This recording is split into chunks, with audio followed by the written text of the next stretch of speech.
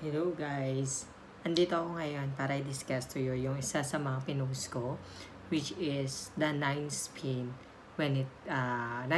of the ball in table tennis. So siguro kayo nagulat, maging ako nagulat din kasi hindi ko akalain na ang spin pala ng bola natin when it comes to playing table tennis ay merong siyam na uri. So ano-ano kaya yung iba't ibang ikot ng bola na meron sa table tennis natin. So, discuss natin isa-isa kung ano-ano yung mga iba't ibang uri ng ikot na bola. First, one is the top spin. Yung top spin po natin, ito yung kalimitang ginagawa natin kapag tayo ay na-spin ng bola, lalo na kapag tayo ay nasa rally. Kalimitan, kapag yung nagbabalikan tayo, it's called top spin. Lalo na kapag yung when we loop the ball, kapag nagluloop tayo, yung follow-up niya, hindi naman pa pwedeng loop tapos lulup ulit, diba?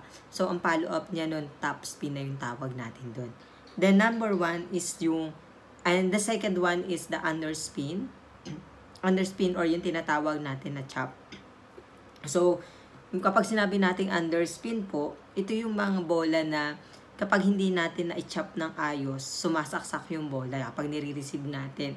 So, kalimitan na gagamit natin to kapag ang kalaban natin is chopper o kaya yung mahilig sila dun sa chop-chopan na balik na bola or else sa service. So, kalimitan sa service, ginagawa natin to yung chop. Next is yung side spin left. Nakakagulat, diba? Meron palang side spin left at yung isa is merong side spin right. So, syempre, kapag meron tayo, depende kapag tayo ay nagsiservice. Halimbawa, kung kanan ka, kapag nagsiservice tayo ng side spin, saan ba siya pumupunta? Diba pumupunta siya sa right natin?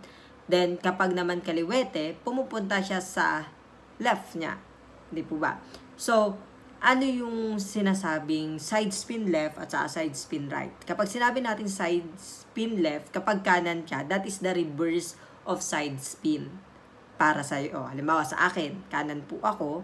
Pag nag-service ako, ang balik ay side spin papunta sa left, that is called reverse. Kapag side spin right, ito yung karaniwan na ginagawa natin na side spin. So, we do that in a service, the same time, sometimes we ginagawa din natin siya in a rally. Next is, so meron na po tayong apat. First is the top spin. Second is the underspin.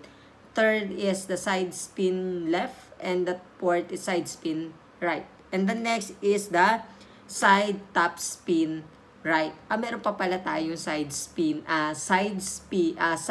top spin right. At the same time, meron din po tayong ginagawang side top spin left.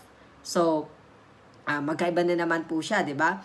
Iba siya dun sa side spin kanina. Ito, side top spin left. So, ganun din po yung nagiging return ng bola natin. Ang pinagkaiba lang niya, yung isa, side spin pure. Yung isa, side top spin. Side na top spin yung kuha natin dun sa bola. Hindi siya literal na side spin. Ano po? So, ang gamit po natin sa kanya, it is reverse din para makuha natin yung left and right. Ano po, kung kanan ka, ang reverse nun, yung left. Diba ba? So, we have 6 spin. And then next is yung 7 natin is yung tinatawag natin na side chop or underspin right. So, kung ikaw ay kanan, meron tayong tinatawag na side chop. So, kalimitan natin nakikita to or nangyayari when it comes in service, yung side chop. So, kapag kanan ka ulit, the ball is going to right. Kapag kaliwete ka, papunta sa left mo.